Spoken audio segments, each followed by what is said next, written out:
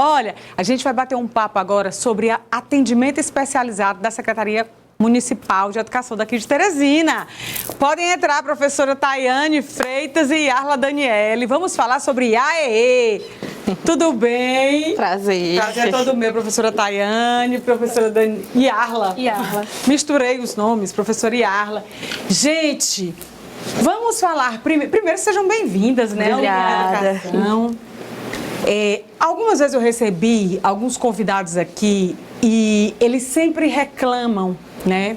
Principalmente quando são mães de crianças atípicas que vêm da escola pública, que nem sempre a escola oferece as condições, né, que se preconizam, né, para o atendimento daquela criança. Mas parece que algumas coisas vão mudar, não é? Queria que vocês falassem, né, a esse respeito. Primeiro, que vocês apresentassem o que é o AEE para o pessoal de casa. Certinho, então, obrigado pelo convite, né? Então, o AE, ele é um atendimento da educação especial, né? E ele serve para complementar ou suplementar a necessidade das crianças que são público-alvo da educação especial. A oferta dela é obrigatória, né? Mas nem todos os alunos necessitam desse suporte. Então, é feito toda uma análise para saber se ele realmente precisa desse suporte. Porque os alunos, eles têm, né, níveis de necessidades diferentes. Então, na Prefeitura de Teresina, nós temos o AE. Hoje, nós estamos contemplados com 92 salas de recursos multifuncionais que tem o atendimento educacional especializado. Ainda não é o cenário ideal que nós desejamos, né? Mas nós estamos em ampliação desse atendimento hoje. Até ano passado nós só tínhamos 72, mas foi noticiado, né, que vocês viram. Nós estamos aí inaugurando mais 20 salas de AE, com isso ampliando o atendimento dos nossos alunos, que hoje são cerca de 6.000 alunos com laudos que a gente atende aqui na Prefeitura de Teresina. Então ainda é desafiador, mas o AE, ele é um dos serviços da educação especial. Os alunos também precisam, para além disso, um apoio, né, que nós chamamos aqui de inclusão, que faz parte desse acompanhamento dos alunos, a formação dos próprios professores, sim, que precisa acompanhar essas mudanças, né, e o atendimento educacional especializado. Para além disso, o aluno só vai ter sucesso, de fato, nessa inclusão se ocorrer uma tríade, que é entre a educação, que é o que a gente consegue oferecer dentro da secretaria, também com a saúde, porque ele precisa das terapias, alguns precisam de medicação também, e o auxílio da família, né? Excelente. Mas dentro do AE, a gente faz um trabalho maravilhoso, que a professora Yarla vai falar também daqui a pouco, como é desafiador e também, ao mesmo tempo, gratificante o apoio que eles dão dentro da escola. Olha, se eu já acho que a profissão de professor é um sacerdócio, quando eu vejo uma professora de AE no exercício da sua atividade, eu tenho certeza disso, porque não basta só ser a professora, né? A professora de um aluno com necessidade especial, ela precisa ser mais do que uma professora, ela precisa ter uma sensibilidade maior para enxergar as peculiaridades daquele ser humano que está ali diante dela, não é? Exatamente. Como é que é o seu trabalho, professora Yarla? Olá, pessoal. Obrigada pela oportunidade de estar aqui falando sobre o AE. É sempre um prazer muito grande. Como que nós desenvolvemos o nosso trabalho lá na escola? Meu nome é Yarla, como já foi dito, trabalho na escola Velho Monte, escola municipal, que atende de 1º ao 5º ano, e atendo lá, que é a escola núcleo, e mais outras adjacentes, né? Certo. O AE, ao contrário do que muitos pensam, não é um reforço da sala de aula. Lá nós vamos trabalhar outras habilidades e também a leitura e a escrita, se couber ali no espaço. E como você falou, o professor de AE, ele tem que ter essa sensibilidade maior. Ele tem que perceber que, às vezes, o que foi planejado para aquele dia não vai dar certo porque o aluno chegou tristinho ou chegou muito desregulado. Então, primeiro você tem que trazer aquela criança para si. Primeiro você tem que tranquilizá-la e, às vezes, esse tranquilizar vai levar todo aquele atendimento. Ah, professora, então aquele atendimento fica perdido? Não. A gente ganha. Porque se eu não der atenção para o que ele está sentindo naquele momento, ele não vai vir na próxima vez. E o AE, ele não é obrigatório. É a criança que vai de forma voluntária. Se ela não quiser ir, eu não vou lá e não vou pegar, entendeu? E lá a gente trabalha muito com jogos. Nós temos a premissa de que tudo que uma criança possa aprender, ela pode fazer isso brincando. E é justamente essa proposta de ser diferente da sala regular. tá aquele tete a tete, olhar a criança no olho, sentir a necessidade dela, trabalhar de acordo com o plano educacional que foi feito para ela, onde a gente vai avaliar quais são as habilidades, quais são as potencialidades dela e trabalhar em cima daquilo. Não só para o cognitivo, que é a leitura e escrita, que é o que muitos pais esperam, mas também a questão de comportamento, de comunicação, de coordenação motora, do social, de todas essas áreas que são essenciais para que a criança consiga estar em sala de aula regular, que essa é a inclusão de fato. É muito bom. É muito bom a gente ver que as crianças... É um número cada vez maior, né, professor? 6 mil crianças é um universo muito grande dentro de uma rede pública.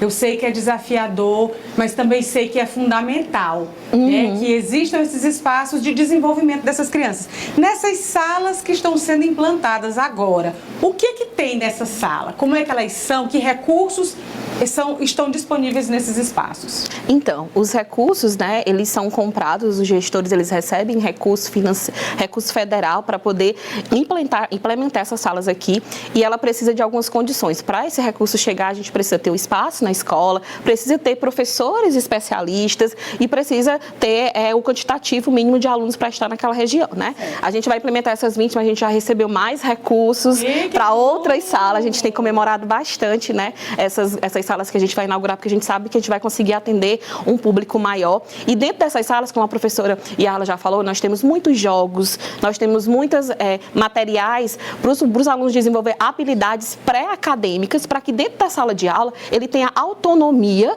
para realizar as atividades dentro do currículo que é proposto para ele, porque é isso que é inclusão. A gente não quer que o aluno tenha uma atividade específica para ele fora do currículo. Ele está dentro da escola para acompanhar o currículo. Para isso, a gente precisa garantir as acessibilidades, que entra o AE, que vai trabalhar essas atividades pré-acadêmicas, para ele ter essa desenvoltura na sala. Se preciso, também o auxiliar de apoio à inclusão, que vai estar com ele mais próximo, atendendo às necessidades dele. E, paralelo a isso, a formação dos professores da sala de aula comum, que eles vão entendendo qual é a necessidade do aluno e como ele precisa adaptar essas atividades para que ele tenha cada vez mais autonomia. E, com isso, o sucesso escolar que é que a gente espera e que a gente sabe que os nossos alunos com deficiência e que são públicos da educação especial também podem e devem alcançar, porque é direito deles. É direito deles. Agora, como é que vocês fazem para fazer essa seleção? Né? Como é que a criança... Eu sei que a criança está apta para uma sala de AE ou não? Pronto. A partir da matrícula, né, que todo ano, os professores de AE, eles acompanham o registro desses alunos, eles chegam com o laudo e aí eles vão avaliar. Os professores de AE, eles têm um período para analisar os alunos. Eles vão, além do laudo, fazem toda uma análise desses alunos, aí eles fazem uma seleção dos candidatos ao AE. Depois eles ofertam essa vaga para a família, e aí se a família já fizer o AE em outras instituições, aí ele não é contemplado nas vagas da prefeitura, porque dá duplicidade de matrícula e ele não pode ter. Então, alguns deles já fazem em outras instituições, que é também, né, que são parceiros da prefeitura também. Outros fazem muitas terapias e inviabiliza a ida para o AE. E aí, como eu falei no início, a nossa oferta é obrigatória, mas aí a família aceitar fazer o AE na escola já é opcional, né? Aí, se ela não quiser, a gente viu a necessidade, a família disse que não tem como fazer, eles assinam um termo dizendo que não quer aquela vaga porque já fazem em outros espaços. Mas a gente faz toda uma tríade para poder selecionar os alunos que estão aptos ao AE, porque os que já estão com mais autonomia, eles não precisam fazer esse atendimento porque eles já têm outras terapias. Certo. O AE também dá suporte à questão do professor de sala regular, não é?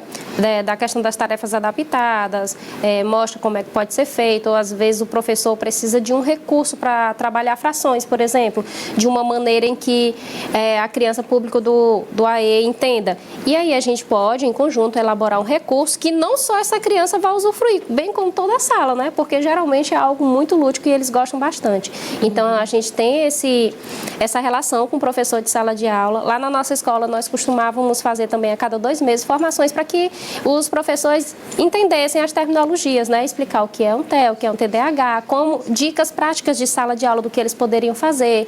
Elaboramos em conjunto uma ficha de avaliação para melhorar a questão do desempenho deles, porque não dá para a gente avaliar a criança PAE só pelaquela avaliação tradicional. Sim. Nós temos que ter outros parâmetros. E nós temos também o atendimento às famílias, que às vezes eles chegam lá sem saber como proceder, proceder, por onde é que eu tenho que conseguir? Ou a gente nota, o professor nota, professor, ó, esse meu aluno aqui, ele tem um comportamento que não está dentro do esperado, pouco diferente, então a gente coloca o aluno em observação, como é isso? Fica lá na sala de aula, o professor dá o feedback, eu posso ir à sala de aula observar também. Quando a gente tiver material, digamos assim, suficiente, chamamos a família e orientamos, mas não no sentido de dizer, o seu filho tem isso, porque isso não é da gente. É só no sentido de orientar, de procurar um profissional e ver o que esse profissional vai dizer, para só então a gente dar outros encaminhamentos. E uma coisa interessante que você falou aí, chama a família e sugere, né, que procure uma resposta àquele comportamento.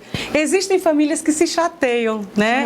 As pessoas ainda negam os comportamentos divergentes, os transtornos que às vezes você percebe pelos comportamentos divergentes ainda são muito negados, não é isso? Exatamente, que é um dos nossos desafios na educação especial, porque a gente, com a expertise, né, e a experiência em que nós temos, aí a gente consegue observar que o aluno parece ter algum transtorno neurodivergente, mas nós que não somos da área da saúde não podemos diagnosticar, né? Então a gente dá o feedback para a família e pede e orienta que eles procurem um neuropediatra que faça essa investigação, porque quando a gente tem um laudo, a partir dele a gente consegue traçar várias estratégias, mas quando a gente não sabe o que o aluno de fato tem, dificulta muito a nossa intervenção. Aí eu nego para ele alguns direitos, não que a prefeitura negue, mas não tendo laudo a gente não consegue ofertar alguns direitos, como por exemplo o AEE, o auxiliar de apoio e outros direitos que ele tem que ter, mas por falta do laudo às vezes acaba não tendo, né? Então a gente faz esse direcionamento que é um dos nossos desafios com as famílias. Mas a gente tem conseguido, junto com os professores de AEE, inclusive, ter essa mediação com as famílias, trazer as famílias para perto, porque como eu falei, é uma tríade, educação, saúde e família trabalhando junto em prol dos nossos alunos que merecem e têm o direito de estar dentro da escola e aprender como todos. Gente, muito obrigada, desejo muito boa sorte para vocês, tá? Atenção, cadê as minhas telespectadoras que vieram prontamente conhecer o Viva Educação? Podem entrar, meninas!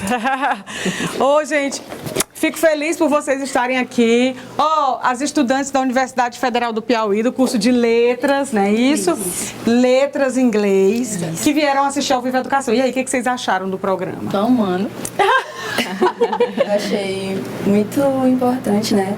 Trouxe pautas muito importantes que precisam ser faladas, né? Precisam ser faladas. E foi muito importante estar aqui e ver tudo ao vivo, foi muito legal, eu gostei bastante. Certo. Foi muito legal. Olha que coisa boa, pois eu estou feliz por vocês estarem aqui. Inclusive, vocês, depois a gente vai combinar. Eu combinei com elas, gente, que a gente vai bater um papo, porque lá na Universidade Federal do Piauí, elas relataram que estão tendo problemas na adaptação de sala de aula, não é isso? Depois a gente vai conversar sobre isso.